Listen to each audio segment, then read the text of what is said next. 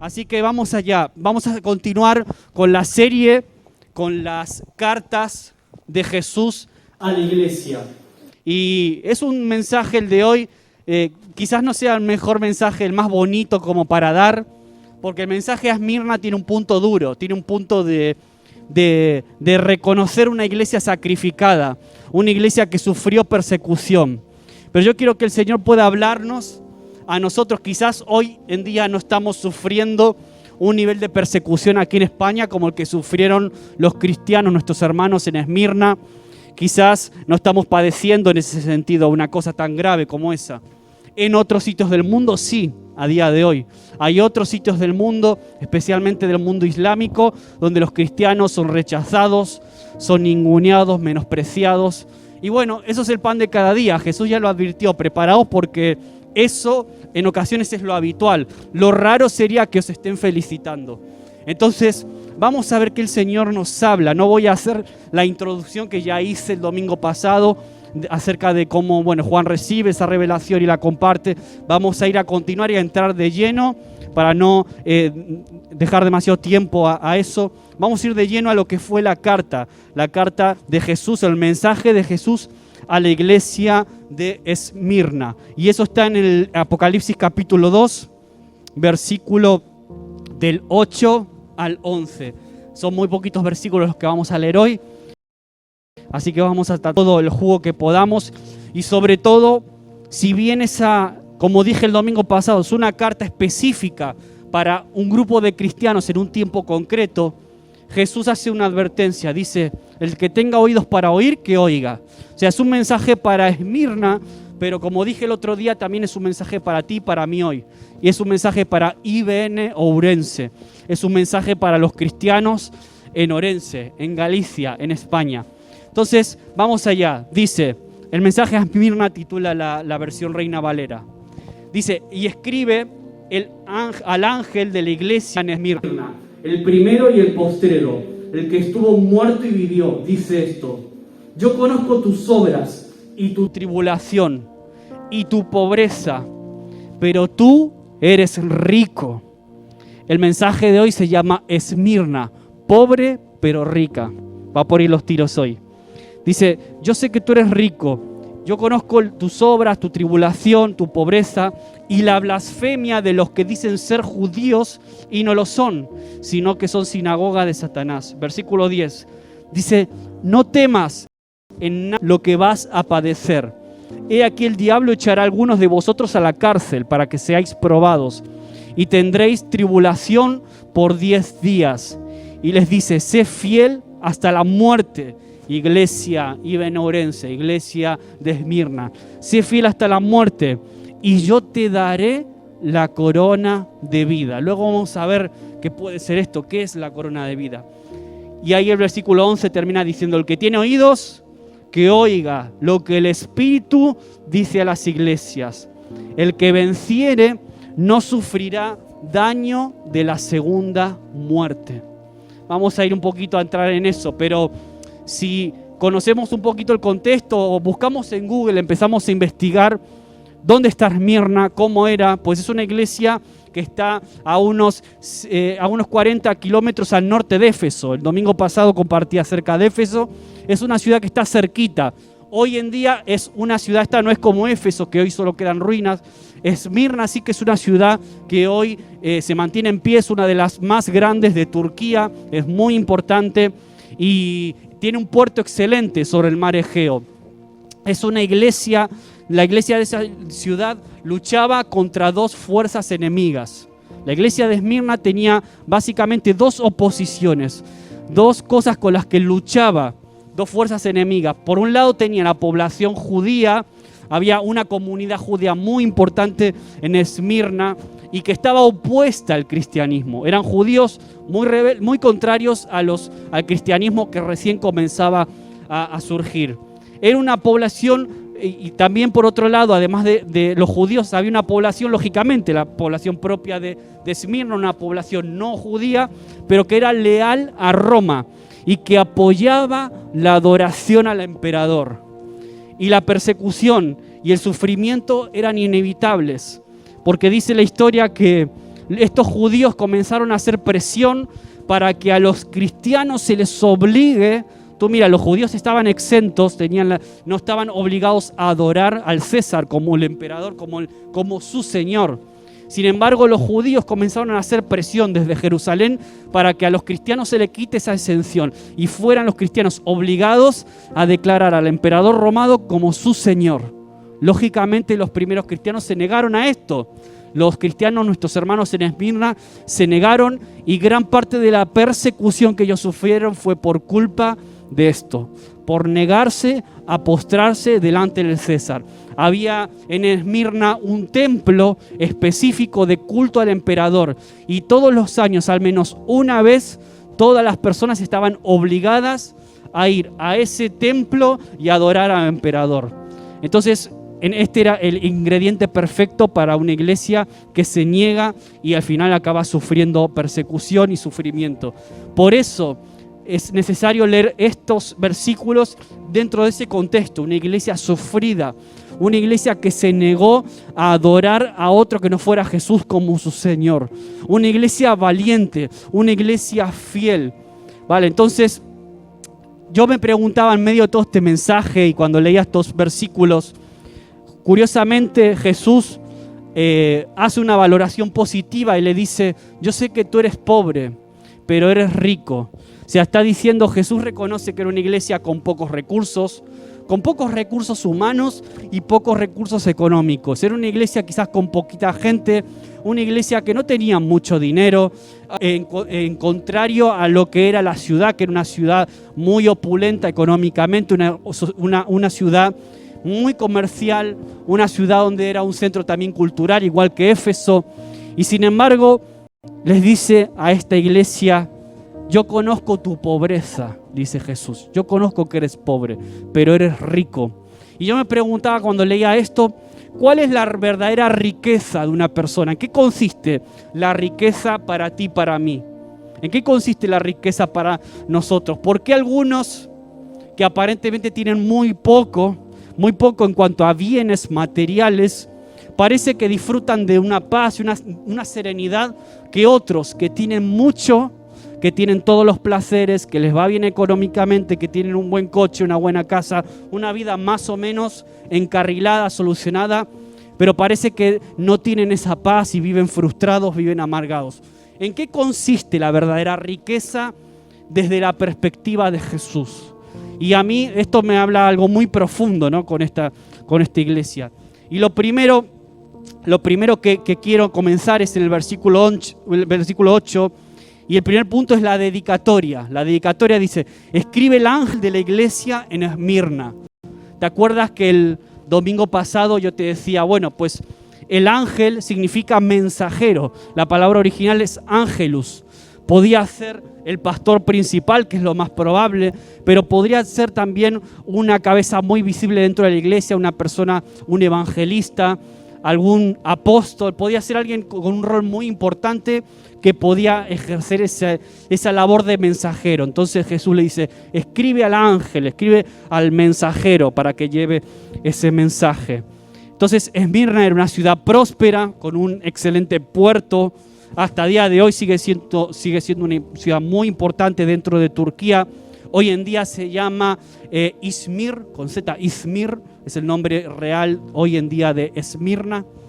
Y era una ciudad que le iba muy bien, muy próspera. Ahora, no se nos dice demasiado en la Biblia acerca de cómo surgió la iglesia de Esmirna, por quién fue fundada. No tenemos noticias de eso en la Biblia, pero podemos suponer por otros versículos en donde se sugiere que Pablo había estado predicando por toda esa zona, había estado ministrando y llevando la obra adelante en toda esa área de la zona de Asia. Es muy probable que esa iglesia fuera fruto de la predicación del apóstol Pablo. Fue una iglesia que quizás hasta haya sido fundada por Pablo, pero no lo sabemos. Ahora, Jesús, me encanta y me fijaba mucho en la manera en que Jesús se presenta a cada iglesia. Con cada iglesia Jesús se presenta de una forma diferente. Y a esta iglesia se le presenta como, o se escribe el primero y el postrero, dice Jesús. Yo soy el primero y el postrero, el que estuvo muerto y vivió. De alguna forma Jesús les está recordando a esta iglesia que lo estaba pasando mal, que Él era el conquistador de la muerte, Él había vencido la muerte y que la había vencido en favor de ellos. Y esta es una imagen de Jesús seguramente muy apropiada para personas que están peleando con la muerte, que quizás los estén amenazando en sus trabajos, que quizás los estarían amenazando con la cárcel, o que te vamos a apedrear, o que te vamos a matar. Seguramente Jesús, presentándose como aquel que venció la muerte, podía ser de ánimo para ellos que estaban viviendo situaciones realmente duras. El que estuvo muerto y vivió. Aun cuando los creyentes pudieran sufrir muerte, vivirían de nuevo en virtud de la resurrección de Cristo. Por eso yo decía en estos últimos domingos, cuando fue la Semana Santa también, decía que la resurrección de Jesús es el punto principal sobre el que gira toda nuestra fe. Toda nuestra fe descansa ante la verdad que Jesús resucitó. No es un Mahoma, no es un Buda, no es cualquier profeta más, no es cualquier maestro ni fundador de una religión, sino que fue el único que murió, venció la muerte y resucitó. Sobre eso descansa y por eso Jesús se presenta así. Yo sé que lo estáis pasando mal, yo sé que sois pobres económicamente, no tenéis, yo sé que, pero así como vosotros vais a tener que enfrentar la muerte, acordaros que yo la vencí. Y eso es lo que está reservado para vosotros. Entonces el primer punto es esa presentación. El segundo punto es la aprobación. Esta es una de las pocas iglesias, si no me equivoco, esta y la de Filadelfia me parece que son las únicas dos con las que Jesús no tiene nada que reprocharles, nada negativo tiene que decir de ellas. Esta es prácticamente la única iglesia a la que todo lo que reconoce de ella es positivo, es bueno, por lo tanto es una iglesia a imitar. Esta es una iglesia que a mí me anima, me llena me desafía realmente. Yo quiero ser como ellos, aunque lo estaban pasando mal, aunque estaban viviendo situaciones extremas, yo quiero ser como ellos también. Dice, yo conozco tus obras y tribulación y pobreza. Lo primero, Jesús conocía sus obras. Y esto lo dice Jesús de cada una de las iglesias. Nosotros podemos engañar a las personas, nosotros podemos aparentar que somos muy espirituales y luego en casa le pego a mi mujer, luego en casa hago lo que no debo o en mi trabajo me comporto de manera inadecuada. Es decir, Jesús dice, yo conozco tus obras, yo conozco quién eres de verdad, yo conozco todo de ti, pero también en el sentido positivo. A veces quizás en la vida te has sentido como que has ayudado a otras personas, has estado sirviendo a otros o aún sirviendo aquí en el contexto de la iglesia o de la iglesia de donde tú has estado y quizás te has sentido como que nunca te han valorado. ¿Nunca te has sentido así? Que quizás nunca te han valorado lo suficiente todo lo que tú has hecho por fulanito, por menganito, aquel vecino a lo que le prestaste dinero y nunca te lo devolvió, o aquella persona de tu familia a la que tú en un momento duro ayudaste y nunca te lo reconoció, nunca te dio ni las gracias. Pero Jesús se presenta a ti y dice, yo conozco tus obras. No te preocupes por el aplauso de los demás. No te preocupes por el reconocimiento de los demás. Porque al fin y al cabo eso no es lo más importante. Yo soy quien te va a dar la verdadera recompensa. Dice el Señor, yo soy el que te voy a reconocer tus obras, tu trabajo, tu esfuerzo. Yo soy quien te va a dar la corona de vida. Olvídate de los aplausos, el reconocimiento de los demás pueden venir o no. Pero ese no es el foco del por qué hacemos lo que hacemos. Amén. Por eso digo que este es un mensaje que para nosotros también, para ti y para mí. Dice, yo conozco tus obras, yo conozco lo que te has esforzado, yo conozco lo que te has dedicado a otras personas, yo conozco lo que has servido en la iglesia. Y aunque nunca te lo hayan valorado, yo sí que te lo voy a valorar. Yo sí que te voy a recompensar. Y va a ser una recompensa que es mucho más que unos aplausos o que unas palabras bonitas aquí en frente de un culto. Va a ser una recompensa eterna. Va a ser una corona, luego lo vamos a ver al final. Yo conozco tus obras. Y lo segundo que le dice, yo conozco tu tribulación. Yo conozco tus tribulaciones. Y las pruebas y las tribulaciones, y ya lo hemos predicado bastantes veces, tienen varios propósitos en la vida de los creyentes, en nuestras vidas. Y es, primero, mejorarnos. hacernos mejores cristianos. También a veces la tribulación sirve para disciplinarnos. Cuando metimos la pata, cuando hicimos algo indebido y Dios permite que pasemos también por una prueba, una tribulación, por algún tipo de disciplina de lo que sea. También las tribulaciones sirven para manifestar el poder y la gracia de Dios. Ayudan a poder quizás hasta de alguna forma empatizar con lo que Jesús sufrió también en la tierra. Y me ayudan las tribulaciones a tener comunión incluso con su sufrimiento. Y también la tribulación a veces sirven para también derrotar a Satanás en su campo de juego. El Señor nunca prometió a sus discípulos un jardín de rosas en la tierra. Nunca nos prometió que todo nos iba a ir maravilloso ni bien. Pablo también enseñó lo mismo. Así que no debería de verdad preocuparnos demasiado si nos menosprecian, si se ríen de nosotros, si se ríen de tu fe. ¿Qué haces un domingo yendo a la iglesia? ¿Qué haces escuchando una prédica? ¿Qué haces leyendo la Biblia? ¿Por qué le dedicas tanto tiempo a eso? No debería preocuparte que te calumnien o que hablen mal de ti acerca de tus convicciones. Porque es lo mismo que hacían ya en el principio con estos primeros cristianos. Y esto habla de fidelidad. Esto habla de estar dispuesto a ser fiel al Señor aún hasta las últimas consecuencias. ¿Cuáles son las últimas consecuencias, Maxi?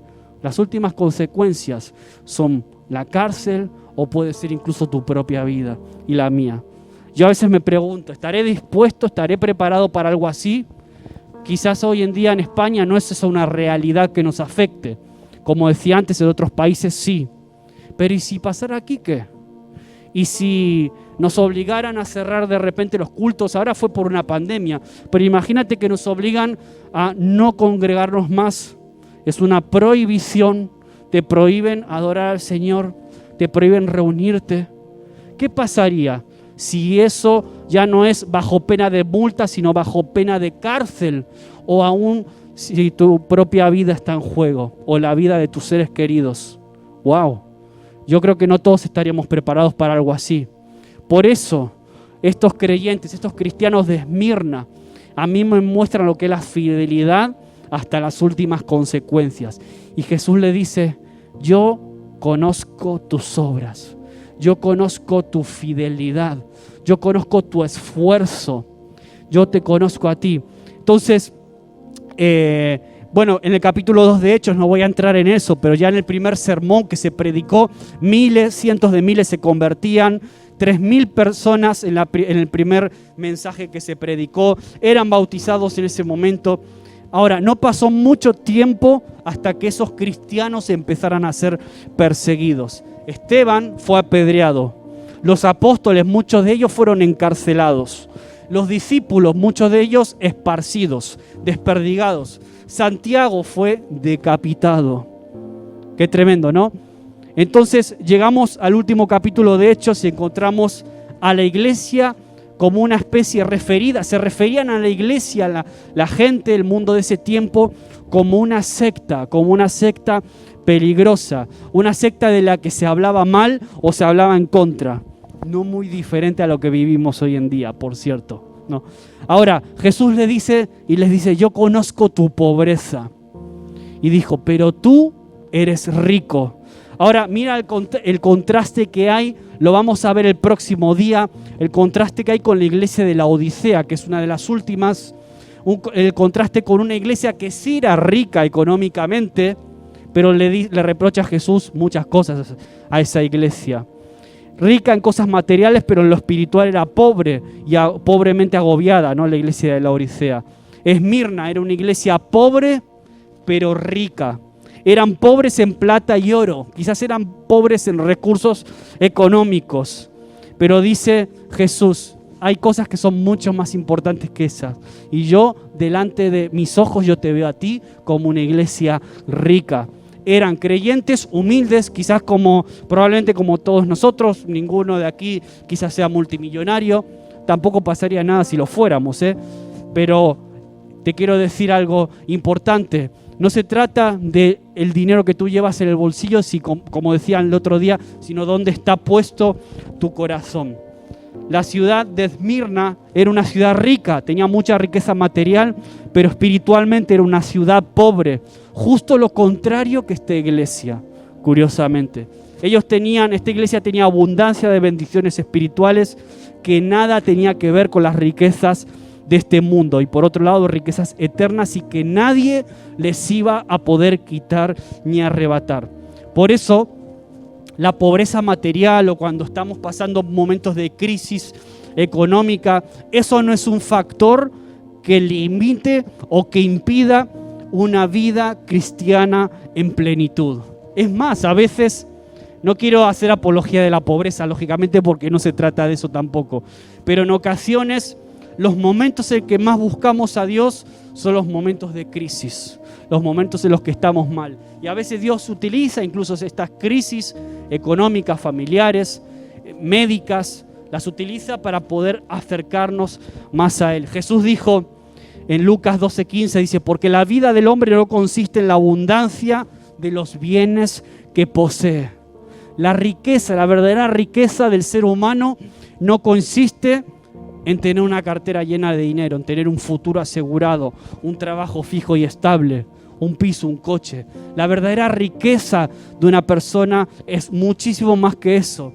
Y a veces pensamos, ¿no? Que, bueno, cuán feliz sería si tuviera un mejor coche, cuán feliz sería si tuviera una mejor casa con finca, cuán feliz sería si tuviera un trabajo fijo, cuán feliz sería si esto o aquello. Y delante de los ojos de Jesús, eso no es tan importante. Eso no es fundamental para tener una plenitud real de corazón, una vida en paz con el Señor y con nosotros mismos. Y sin duda hay personas que tienen riquezas, hay personas que tienen fama, placer, y a veces te enteras que personas famosas que conoces o que ves en las redes sociales o en la tele, y personas que tú te preguntas, pero ¿cómo pudo esa persona terminar así? Si lo tenía todo, tenía fama, tenía éxito, tenía dinero, aparentemente le iba todo bien y se pegó un tiro en la cabeza. ¿O qué pasó? Que murió de una sobredosis. ¿Qué es lo que sucedía? Hay personas que sucede eso, ¿no? Por eso no podemos encontrar la satisfacción final con cosas temporales de la existencia. Y Jesús alabó a la iglesia de Esmirna porque habían encontrado la verdadera riqueza. Amén. Esa es la verdadera riqueza que Esmirna había encontrado y que Jesús valoraba. Después, el tercer punto viene el desafío. El desafío en el versículo 10 dice, no temas en nada de lo que vas a padecer.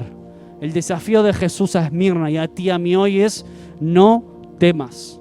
Y hoy en tiempos que estamos viviendo creo que es un mensaje bastante pertinente, ¿no? No temas en nada de lo que vas a padecer, porque el temor es un gran ladrón de la paz mental. La ausencia de temor es una herencia que disfruta el cristiano que es fiel y es verdadero. Ese es el cristiano que de verdad no tiene temor de lo que va a venir. No porque es un inconsciente, sino porque su paz descansa en la realidad de que todo está bajo el control del Señor. Incluso mi salud, mi familia, mi economía, todo lo que tengo. ¿A qué le voy a temer? ¿Al pasado? ¿Le voy a temer al futuro? ¿Le voy a temer al presente? ¿A qué? Nada de eso puede robarme la tranquilidad y la paz que sobrepasa todo entendimiento que el Señor nos da. Pero no a todo el mundo, sino a aquellos que creen en Él, que son fieles, que permanecen. Y Jesús les advirtió, les dijo, el diablo echará a algunos de vosotros en la cárcel para que seáis probados.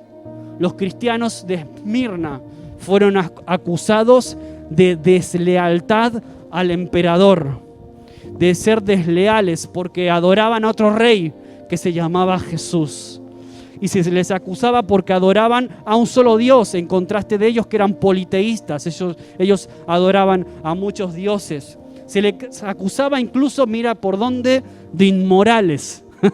Se acusaba a los primeros cristianos de inmorales porque celebraban fiestas a las que llamaban ágape, estos primeros cristianos, unas fiestas donde estaban cerradas a los que eran inconversos, eran fiestas solamente para aquellos que eran parte de la iglesia, las fiestas ágapes, y los acusaban, por eso los acusaban de inmorales, a saber lo que estarán haciendo esos ahí reunidos, a saber qué estarán haciendo dentro todos juntos y no dejan entrar a los demás. Ahora, Jesús les había avisado de que todo esto esa persecución iba a comenzar. De hecho, se habla aquí de 10 días que representan más bien un periodo de tribulación limitada. Algunos piensan que fue el periodo de esos 10 años que duró el reinado de Diocleciano, que fue el periodo donde los cristianos en Esmirna más sufrieron persecución, y que esos 10 días no eran 10 días literales, sino representaban 10 años, porque coinciden justo con esos 10 años de Diocleciano. Pero bueno, esas son interpretaciones, no vamos a hacer doctrina de eso, ¿no? Ahora, está claro que era una tribulación limitada. Jesús estaba hablando de un periodo de persecución limitada en el tiempo. Ahora, la fidelidad es la clave. Las promesas de la Biblia no son simplemente para cualquiera. Las promesas de la palabra son para los fieles. Hay personas que van a la Biblia como si fuera el horóscopo o como si fuera la galleta de la fortuna. Bueno, a ver qué me toca hoy. A ver qué versículo me habla a mí y a ver qué versículo, utilizando la Biblia como si fuera un talismán, ¿no? Como una galleta de la fortuna, a ver qué me dice el Señor. Pero la Biblia es mucho más que eso. Y cuando te paras a leer la Biblia en profundidad, a veces el Señor te confronta y es duro, ¿eh? No siempre hay galletas de la fortuna. Y a veces el Señor es duro, te confronta y te dice palabras que te desafían a cambiar. Por eso esta exhortación termina con una contradicción. Dice, sé fiel hasta la muerte, una aparente contradicción. Dice, sé fiel hasta la muerte y yo te daré la corona de vida. Si tú eres fiel hasta la muerte, y ahí viene la promesa, yo te voy a dar la corona de vida, dice Jesús. O sea que para vivir hay que morir. Qué raro esto, ¿no? Maxi, esto no lo entiendo, no sé de qué va. ¿Cómo que para vivir tengo que morir? Tenemos la responsabilidad de permanecer fieles incluso hasta la muerte. No simplemente hasta la muerte. No, la corona de vida es para nosotros. Ahora, la corona en ese tiempo era una especie de guirnalda que se le daba a los que competían en las Olimpiadas, en ese ambiente de esos tiempos, los Juegos Olímpicos. Y esa corona se le daba al vencedor, se le daba al que ganaba. Seguro que lo has visto en series o en películas de Hollywood, ¿no? Cuando le ponen al vencedor de los Juegos Olímpicos esa corona de guirnalda, de esos juegos griegos. Y el creyente, lo que se está diciendo aquí es que el creyente que complete su carrera y que sea fiel, mostrando su confianza al Señor, incluso si fuera necesario hasta la muerte, va a recibir como premio la vida eterna, la corona de vida, la vida eterna al lado del Señor. ¿No es una buena promesa? ¿No es una promesa interesante? Aun cuando se está hablando de nuestra propia muerte física. Y esa es la promesa, versículo 11.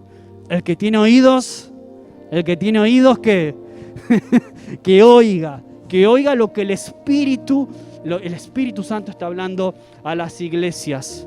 Por eso este mensaje tiene aplicación para todo el que tenga oídos. Y yo tengo dos, así que tengo doble motivos para oír, ¿no? La Biblia habla de una muerte física, una muerte también terrenal y de una muerte eterna. Se habla ahí en el último versículo. Dice, el que venciere no sufrirá daño de la segunda muerte. Hay una muerte física del cuerpo, que es la primera muerte, y hay una muerte segunda, que es la muerte lejos del Señor, esa muerte eterna lejos del Señor. Qué poco se predica a veces de estas cosas, ¿no? Hay gente que no le gusta mucho hablar de esto, pero está ahí y es necesario a veces mencionarlo también. Apocalipsis en el último versículo. La muerte eterna es la segunda muerte. Vale, entonces es tiempo, ya voy terminando con esto. Hoy trataba de hacer... de ocupar menos tiempo porque el mensaje del domingo se hizo un poco largo. Me di cuenta luego editando el vídeo. Uy, madre mía, esto, 50 minutos. Así que hoy vamos a hacerlo más cortito. Por eso quería ir al grano. Este es tiempo, y lo que a mí más me desafiaba cuando armaba el mensaje, el Señor me hablaba a mí y me decía, es tiempo de ordenar nuestras vidas. Para que el Señor diga, a pesar de la tribulación, a pesar de la pandemia, a pesar del COVID, a pesar de la pobreza que ya se está viendo aquí en España y se está viendo en muchos sitios de Europa, pero aquí en España más, a pesar de toda tribulación que pueda sobrevenirnos, incluso a la iglesia, porque aunque no sufrimos persecución física, al menos por ahora, sí sufrimos algún tipo de persecución ideológica en muchas ocasiones. En la universidad se meten contigo, en el instituto te critican, no habla por detrás de ti, en la escuela, quizás hasta en el trabajo se hayan reído de tu fe, se hayan reído de tus creencias, se hayan reído de ti. Y eso es un tipo de persecución también, lógicamente. Pero aunque todo eso pase, el Señor te dice, ¿sabes qué? Tú eres rico.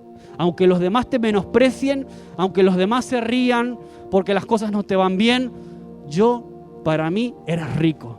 Yo te veo rico porque eres rico en amor, eres rico en gozo, eres rico en servicio. Yo conozco tus obras. Aunque no te lo hayan valorado, yo te lo voy a valorar. Y va a haber una corona eterna, una recompensa, una recompensa que es eterna.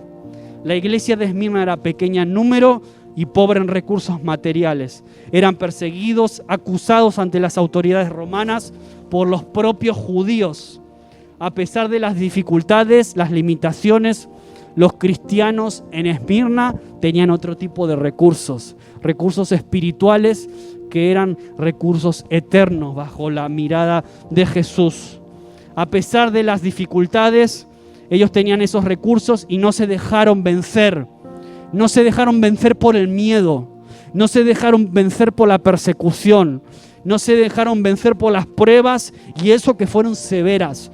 Cárcel, muerte, no se dejaron vencer por ello. Uno de sus líderes, si estudia la historia de Esmirna, uno de los líderes de la iglesia, Policarpo, fue quemado. Y puedes encontrar en internet una de las últimas frases que dijo cuando estaba a punto de ser quemado. Él rechazó negar a Jesús. Dijo, si Jesús, estoy parafraseando, si Jesús sufrió lo que sufrió, ¿cuánto más yo? Llegó a decir Policarpo a punto de morir en la hoguera.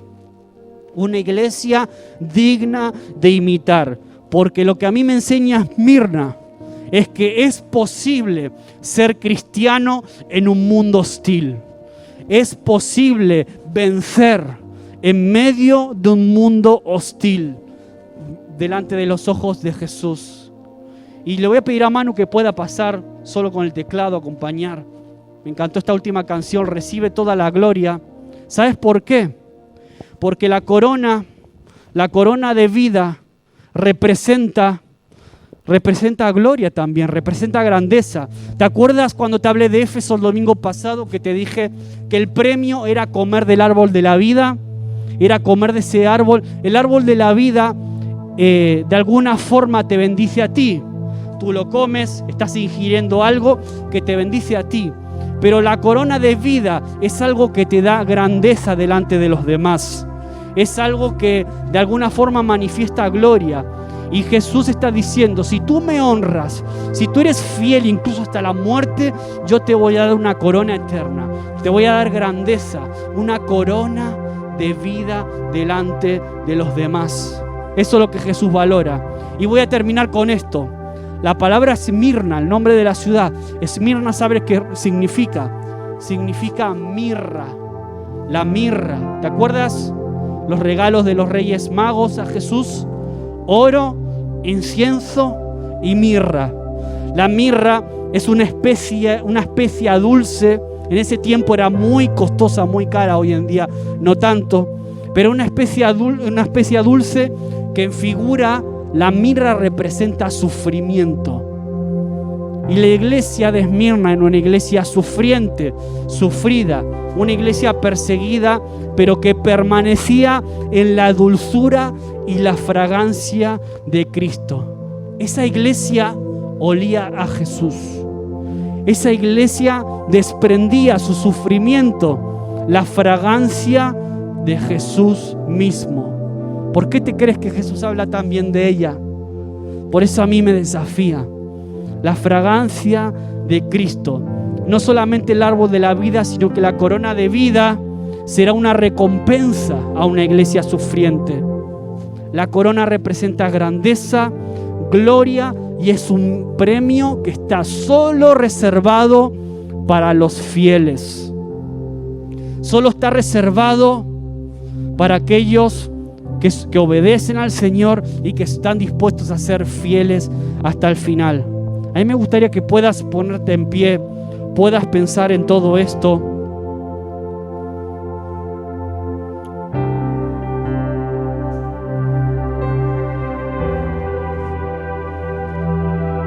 Hay personas que, como te decía antes, abren la Biblia y esperan encontrar la galleta de la fortuna, esperan simplemente encontrar algo que les satisfaga en ese momento específico. No profundizan. Abren el Salmo 23, por ejemplo. Ay, el Señor es mi pastor, nada me faltará. Pero eso no está reservado, esa promesa no está reservado para todos. Esa promesa del Salmo 23 está reservada para aquellos que son parte del rebaño y aquellos que tienen a Jesús como su pastor, el pastor de sus vidas. Señor, queremos agradecerte hoy en esta tarde de domingo, Señor, porque sin duda estamos atravesando tiempos difíciles, tiempos duros, quizás no de persecución física, pero sí de necesidad, Señor, de necesidad de muchos tipos. Ayer Romina hablaba de que necesitamos mujeres determinadas, necesitamos también hombres determinados, familias determinadas, que te pongan a ti en el primer lugar, Señor, que estén dispuestos y abiertos incluso a veces a sufrir por ti, a ser menospreciados, a ser rechazados como tú lo fuiste, Señor, a lo largo de tu vida, en el tiempo que has estado en esta tierra. Señor, nos queremos también solidarizar contigo, queremos empatizar con eso. Padre, perdónanos cuando pensamos que el Evangelio a veces es algo fácil y que si te seguimos a ti todo nos va a ir bien, Señor. A veces no es así.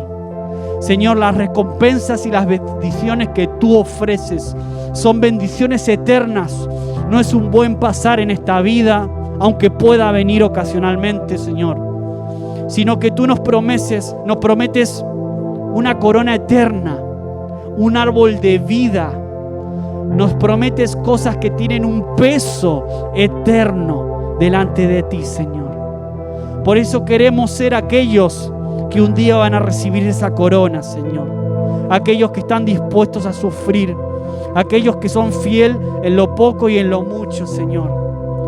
Padre amado, a mí la iglesia de Esmirna me desafía. A mí la iglesia de Esmirna me trae consuelo. La iglesia de Esmirna me habla de aquello que es para ti la verdadera riqueza, Señor. La iglesia de Esmirna me habla de personas pobres, pero que eran ricas en bendiciones espirituales, Señor. Queremos ser ricos, ricos en amor, ricos en gozo, ricos en paz, pero no solo para nosotros, sino para poder dar a otros también en estos tiempos, Señor. Esta es una iglesia que se va a levantar poderosa.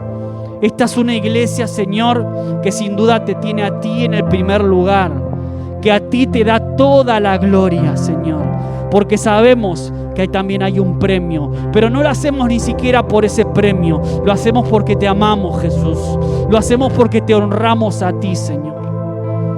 Padre, hoy nos derramamos delante de ti, nos abrimos delante de ti y te decimos: recibe toda la gloria. Queremos ser esa fragancia, ese perfume, esa mirra.